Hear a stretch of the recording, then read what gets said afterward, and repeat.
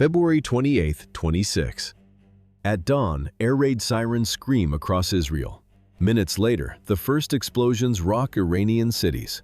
Low-frequency thuds vibrate through the soil of Isfahan and Shiraz. In Tehran, a secure military compound becomes a graveyard. By sunrise, Ali Khamenei is dead. How did the world reach this point? To understand the mechanics of February 28th, we must dissect a systemic crisis years in the making. Israel and Tehran are separated by 1,500 kilometers of hostile airspace. A strike of this scale requires precision refueling and the total suppression of layered air defense systems. It is a mathematical impossibility without a total breakdown of the Iranian state. One man sat at the center of this collapse. His decisions created the vacuum. To see the logic behind the missiles, we have to look back at the chain of events that led to this final morning. The disaster of 2026 was the mathematical result of an internal collapse. The system had been failing since the 2022 protests. It began with one name, 22-year-old Mahsa Amini. She died in the custody of the morality police. One death sparked a fire. The state responded with lead. How does a regime react to losing its legitimacy? It transitions to the physical liquidation of the dissatisfied. By late 2025, the unrest evolved. This was no longer a riot. It was the largest popular uprising since the 1979 revolution. Tehran lost control of the streets. The administrative machine broke down.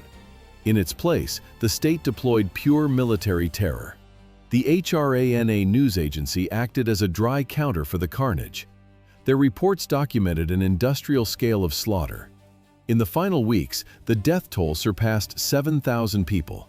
The state stopped governing. It started clearing sectors. This systematic erasure of its own demography became the only tool left in the cabinet. It was the final chapter of the Khamenei era. 7,000 citizens were killed in less than a month. While 7,000 people died in the streets, the economic foundation of the Islamic Republic disintegrated. By the end of 2025, inflation paralyzed Tehran. The collapse hit all 31 provinces in a matter of days. How does a regime respond when it loses the right to rule? It defaults to raw industrial violence. In late December 2025, the silence began at the Tehran Bazaar. Shopkeepers reached for the handles. Metal shutters slammed against the pavement with a heavy rhythmic resonance. One after another. The heart of Iranian commerce stopped beating. Historically, when the bazaar closes, the regime falls. It happened to the Shah in 1979. It was happening again. By January 8, 2026, the streets vanished under a human tide. Millions marched. They were driven by hunger and 40 years of stored resentment. The state reacted with a total blackout. Smartphone screens went black. Fiber optic cables were severed at the hubs. Then the IRGC moved in. Steel-toed boots hit the asphalt. Paramilitary Basij units unrolled concertina wire across main squares. They did not use water cannons. They used live ammunition. The carnage was a matter of basic math. Reuters reported that senior officials went directly to Khamenei with a warning. Fear was no longer a functional currency. The administration had lost everything but its weapons. The uprising ignited across every one of the 31 provinces. The street-level chaos of January 2026 had a precise historical origin. That morning's collapse was not a sudden fracture, but the final result of a doctrine forged decades earlier. Where did this uncompromising geopolitical stance originate? It grew from 3 years of prisons and internal exile under a Western-backed monarch. Ali Khamenei was born in July 1939 in the holy city of Mashhad. As the second of 8 children in a clerical family, his world was defined by the stone walls of Islamic seminaries. He studied in Mashhad and Najaf, Iraq, absorbing centuries of theology. But his true education was political. The contrast was absolute. In the quiet libraries of Mashhad, he studied divine law. In the streets, he built the foundation for the most brutal security apparatus in the Middle East. He became a disciple of Ayatollah Ruhollah Khomeini. This relationship turned a scholar into a revolutionary. Khamenei declared war on the government of Shah Mohammad Reza Pahlavi. The Shah was Washington's primary anchor in the region, a monarch pushing rapid secular modernization. To Khamenei, this was not progress. It was a colonial infection. The Iranian secret police arrested Khamenei multiple times. He spent 3 years in internal exile. These years of state-sponsored isolation hardwired a permanent paranoia into his strategic thinking. He viewed Western influence as an existential threat to be purged, not a partner to be managed. By 1979, Khamenei was no longer a student. He was a core architect of the Islamic Revolution. He operated within the inner circle that dismantled the Pahlavi dynasty.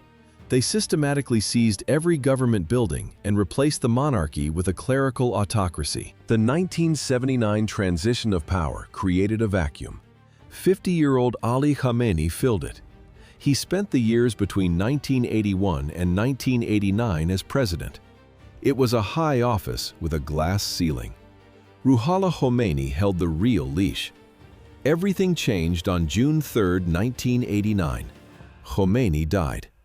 Within 24 hours, the assembly of experts converged. They chose Khamenei. The temporary president became the permanent supreme leader. The Iranian constitution grants this title absolute weight. It is not ceremonial. It is total. Khamenei became the commander-in-chief of every soldier and every missile. He took the final word on foreign policy and nuclear enrichment. Elected presidents became secondary actors. They moved only within the boundaries he drew.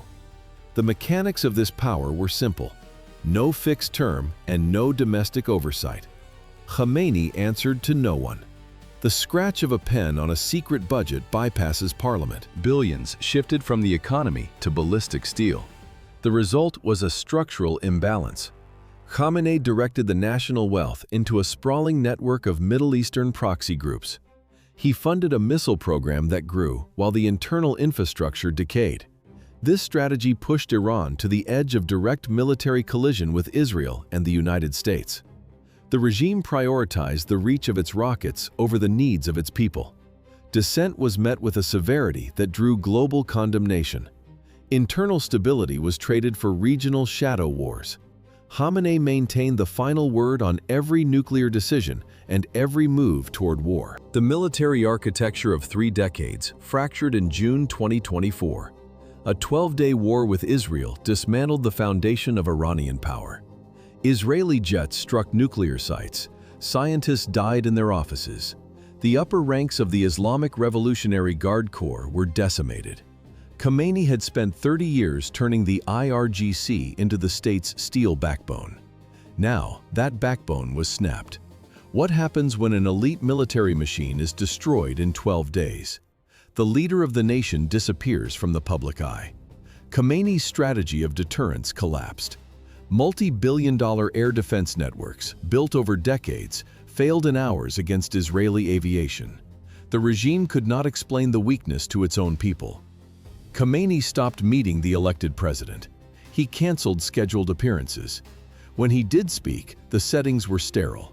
No press, no spontaneity, only carefully assembled audiences in windowless rooms. The acoustics in these secure bunkers were flat and dead. Khamenei spoke into a vacuum. In July 2024, he appeared at a mourning ceremony for the fallen commanders. He stood before the coffins of men he had known for a lifetime.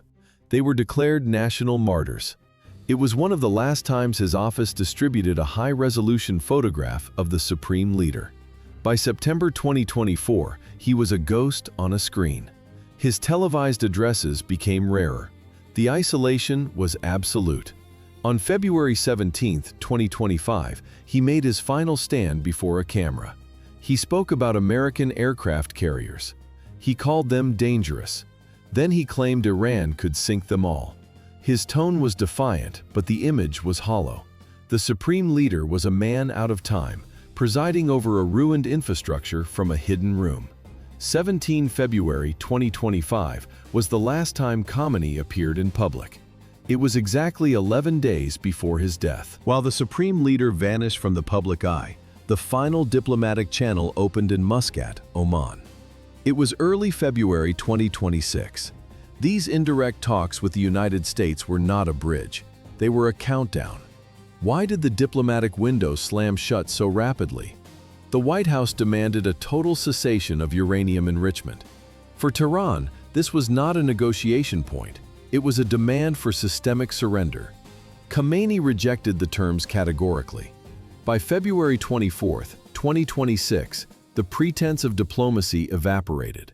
President Trump addressed Congress. He labeled Iran the world's leading state sponsor of terrorism. He accused the regime of active nuclear weaponization. The words were a formal trigger for a kinetic solution. On Israeli airbases, the silence of the desert broke. 200 fighter jets moved toward the runways. Technicians pulled the steel chocks. Turbines began their high-pitched scream, drowning out the final political statements from Washington. This was the largest combat sortie in the history of the Israeli Air Force. 200 strike aircraft. Months of intelligence had already mapped every Iranian bunker and centrifuge. The precision was surgical. The intent was total tactical surprise. Israeli Mossad and military intelligence finalized a multi-year reconnaissance cycle. USS Abraham Lincoln, USS Gerald R. Ford. Two nuclear-powered carrier strike groups held the region in a radar vice. While 200 fighters waited for a political green light, American naval assets finalized their firing solutions.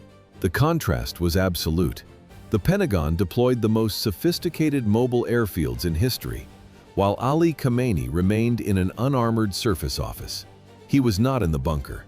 He was not underground. State media later confirmed he worked from his residential compound in the heart of Tehran. Why stay above ground? A failure of operational security, a fatal miscalculation of the timeline, or simple habit. The circle of those who knew his coordinates was microscopic. On February 27th, Khamenei met with a shadow cabinet of survivors. Ali Khamenei, the long-serving security chief, sat in the room. Beside him was Ali Larijani, the former Speaker of Parliament. Since June 2025, Larijani had been the designated successor. He was the man meant to manage continuity if the state collapsed. Technical coordination reached its peak at 8:14 in the morning. President Trump had already issued the order on February 27th. The trigger was a failed nuclear proposal. Envoys reported the Iranian offer was made in bad faith. Diplomacy ended. The machinery of an decapitation strike took over. The Abraham Lincoln and the Gerald R. Ford provided total electronic coverage. Every communication out of the compound was intercepted. Every movement was mapped. Khamenei worked through the night, unaware that Israeli planners had already locked targeting systems onto the precise coordinates of his desk, while Israeli guidance systems locked onto the coordinates of the Supreme Leader's desk. Iranian engineering corps were frantically pouring concrete. The regime knew. Satellite imagery from late February confirmed the panic. Heavy concrete shields now covered missile silos. Critical infrastructure moved deeper underground. How do you protect the high command from bunker-busting munitions? The answer lay in massive engineering. Tehran shifted its focus from diplomacy to survival. On February 16th and 17th, the Islamic Revolutionary Guard Corps launched live-fire naval drills in the Strait of Hormuz. Simultaneously, Iranian warships joined Russian vessels for maneuvers in the Sea of Oman. These were not the actions of a state at peace. Khamenei had expected a strike since the 12-day war in June 2025. He abandoned his public routine. He stopped face-to-face meetings with the elected president. He retreated into a fortified complex beneath his Tehran compound. According to Time magazine, the facility sat at a staggering depth. One visitor timed the elevator descent at more than 5 minutes. Inside this reinforced silence, the circle of trust collapsed. Security protocols became a wall between the leader and his government. He reduced the number of people with access to his precise location to fewer than 10. 8:14 in the morning. The 5-minute elevator descent to the reinforced bunker never happened. In Israel, the time was 8:14. In Tehran, 9:44. Red alert sirens screamed across every Israeli city. The Home Front Command ordered millions to shelters. Defense Minister Israel Katz signed the emergency declaration. A nationwide state of emergency began. Then, the physics of destruction reached the Iranian capital. 7 missiles hit the high-security district in the heart of Tehran. 1, 2, 3. The roof caved. 4, 5, 6. The internal structures collapsed. The 7th missile finished the residence. This was the compound where Khamenei had governed for 36 years. It also housed the presidential palace and the National Security Council. Satellite imagery confirmed the result within hours. The site was a crater of concrete and twisted rebar. Operation Roaring Lion coordinated with Operation Epic Fury. American Tomahawks rose from aircraft carriers and regional bases. 500 military targets across western and central Iran vanished from radar simultaneously. The synchronization required millisecond precision between Washington and Tel Aviv. The strike map expanded instantly. Explosions rocked Qom and Isfahan, then Karaj and Tabriz, then Kermanshah, Khorramabad, and Elam. Air defense installations and missile sites were neutralized in a single, unified wave. At the moment of impact, the supreme leader was not in a shelter. He was in his office. Fars news agency later confirmed he remained above ground. State media used one specific word: martyrdom. Communication lines died. Monitoring organizations recorded a near-total internet blackout. The strikes on 500 targets did more than destroy infrastructure. They physically erased the Republic's high command. What happens to a state apparatus when 30 key figures vanish in 1 hour? The chain of command dissolved in 60 seconds. At 8:14, missiles perforated the roofs of IRGC headquarters across the country. Concrete buckled. Communication hubs shattered into glass and twisted copper. Dust and black smoke rose over military bases, captured in high definition by overhead surveillance drones. The elimination of the head of the military office and the IRGC commander paralyzed the entire land force. General Mohammad Pakpour is dead.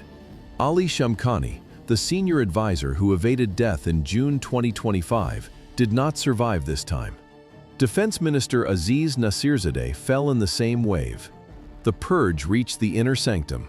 Mohammad Shirazi, the man running Khamenei's personal military office, was killed instantly. IRGC-affiliated Fars News confirmed the strike hit the supreme leader's own family. His daughter, son-in-law, and grandchild are dead. Thousands of IRGC personnel are either wounded or buried under the rubble of simultaneous strikes. The sovereign defense architecture has no head. The military has no orders. The opening salvo targeted 30 senior military and civilian leaders at once. While 30 commanders lay buried under the ruins of their headquarters, the Iranian Foreign Ministry maintained a script of total denial.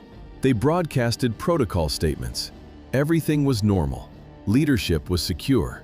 The state apparatus ignored the kinetic reality.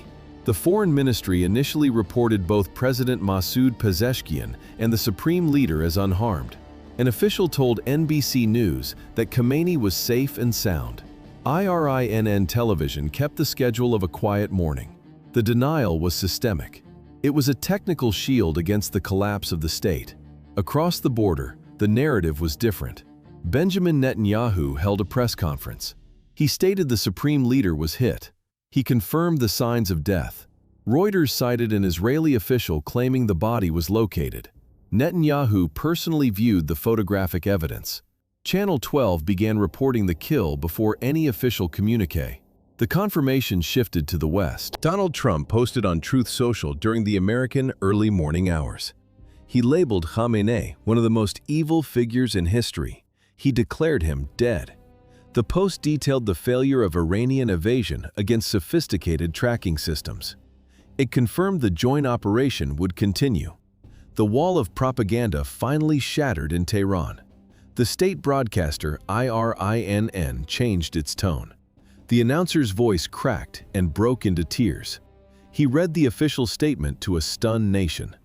In a direct broadcast, the state media declared that the Supreme Leader had officially reached the status of martyrdom. Ali Larijani assumed control of a state with a paralyzed heart. he quickly discovered a terminal flaw. The Constitution of 1989 had never been tested by a kinetic decapitation strike. On paper, the mechanism is surgical. 88 Islamic scholars of the Assembly of Experts must convene. They select a new supreme leader. Until then, an interim council of the president, the chief justice, and a senior jurist manages the chaos. The expectation, an orderly transition of power. The reality, dead ministers, a collapsing front, and total silence. Who dictates nuclear security when the commander-in-chief is dead and no successor exists? On February 28, 2026, the legal algorithm broke. Precision strikes didn't just kill the leader, they liquidated the transition team. The defense minister was gone. The commander of the IRGC was gone. Senior advisors lay under the rubble of their headquarters. In Tehran, the lights went out. Internet traffic hit zero. Government monitors turned into black glass. Clerics tried to reach the capital, but the phone lines were dead. The system faced a void of its own making. For decades, the leader refused to name an heir. He feared a rival power center. He chose absolute control over survival. In 1989, the transit of power to Khamenei took a few hours. In 2026, the absence of a designated successor during wartime turned the state into a headless corpse. Secret plans reportedly existed since June 2025. 3 names were hidden in a sealed file. The public knew nothing. Analysts pointed to Mojtaba Khamenei, the son. Others looked to Sadiq Larijani, or the grandson of the founder, Hassan Khomeini. But speculation provided no orders to the silos. The American State Department had warned in January 2026 that even Western intelligence was blind to the succession. The regime had no public successor. The state had no head. The system's response was a reflex. Following the death of the supreme leader, President Pezeshkian and Ali Larijani activated the interim council. They didn't seek a successor, they sought a target. Larijani moved fast. The Iranian Constitution of 1989 provided the blueprint, but the Islamic Revolutionary Guard Corps provided the kinetic force. Within hours, the IRGC moved from a state of shock to a state of total ballistic terror. How does a paralyzed government project power? It burns the map. The IRGC launched hundreds of missiles in successive salvos. They targeted Israel and American bases across the Gulf. In Tel Aviv, an Iranian missile struck. 1 woman in her 40s died. In Abu Dhabi, a foreign worker was killed. The strikes hit Bahrain, Kuwait, and Qatar. The military machine then targeted the world's pulse, the Strait of Hormuz. The IRGC Navy issued a formal warning. No vessel was safe. This narrow waterway carries 20% of the global oil supply. By blocking it, Tehran turned a local collapse into a global energy crisis. The sky became a vacuum. A United Airlines flight from Newark to Tel Aviv was halfway across the Atlantic when the order came. The pilots turned the Boeing toward Athens and began an emergency descent. Commercial aviation ceased to exist in the region. Dubai International Airport sustained direct damage. Operations stopped. Emirates, Lufthansa, and Qatar Airways grounded their fleets. In the immediate aftermath, the chaos forced the cancellation of more than 1,400 flights. While 1,400 civilian flights pivoted away from Iranian airspace, the streets of Tehran effectively dismantled decades of state propaganda. The official narrative demanded a display of national grief. The reality was a sonic explosion of defiance. At 11 o'clock in the evening local time, the silence of the capital shattered. Drivers leaned on their horns. Residents threw open windows to blast band music into the night air. In several neighborhoods, the news of the supreme leader's death triggered immediate, audible cheering. This was not the mourning of a loyal populace. It was the reaction of a society sensing a sudden vacuum at the top. Opposition moved from living rooms to the pavement. Handheld footage, uploaded despite the threat of arrest, captured crowds chanting in Farsi. Their slogans targeted the core of the Islamic Republic. The dissent scaled globally. In Los Angeles, the Iranian diaspora gathered in the thousands. Celebrations mirrored those in Tehran. Reza Pahlavi issued a direct appeal from exile. He called the strikes a turning point for the nation. His message targeted the rank and file of the security forces. He urged them to abandon the collapsing system and join the citizens on the street. The international response was swift and divided. Donald Trump noted that diplomacy with Tehran had become significantly easier overnight. Benjamin Netanyahu categorized the strikes as a preemptive necessity against an existential threat. These statements ignored the procedural chaos now unfolding within the Iranian government. The constitution faced a test for which no manual existed. With the supreme leader and his inner military circle eliminated, the chain of command ended in a void.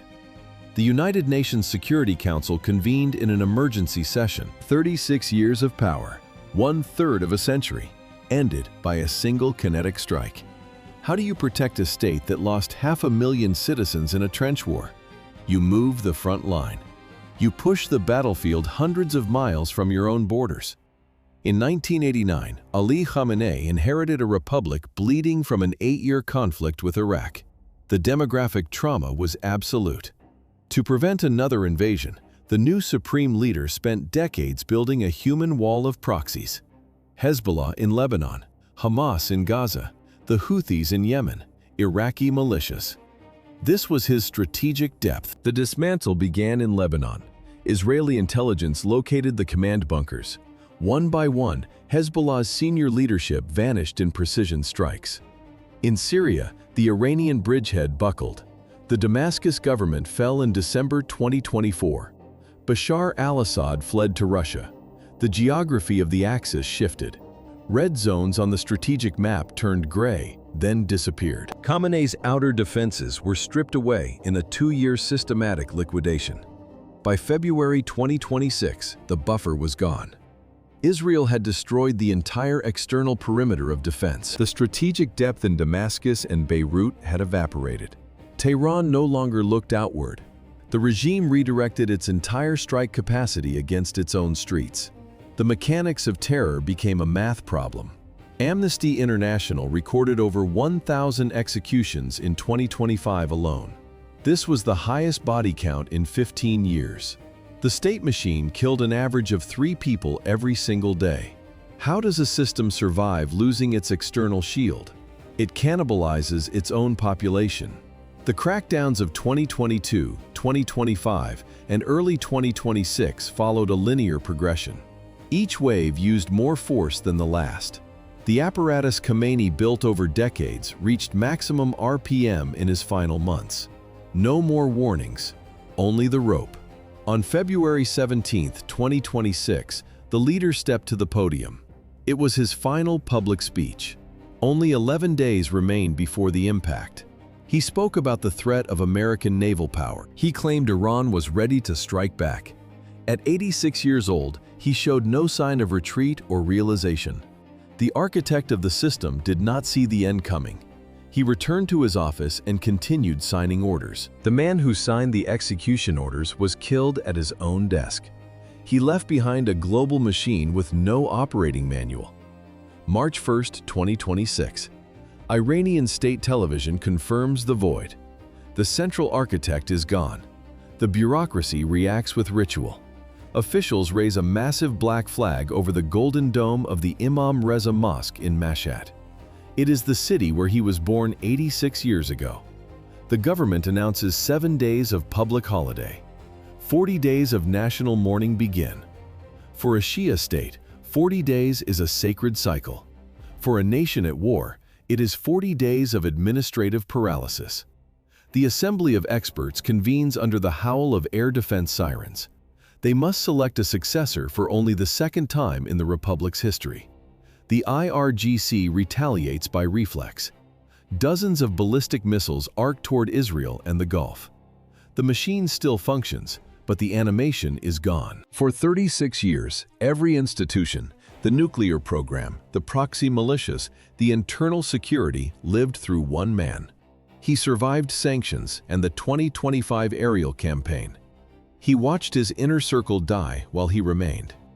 The world expected him to fall in a bunker or a coup. Instead, the kinetic strike found him in a standard office.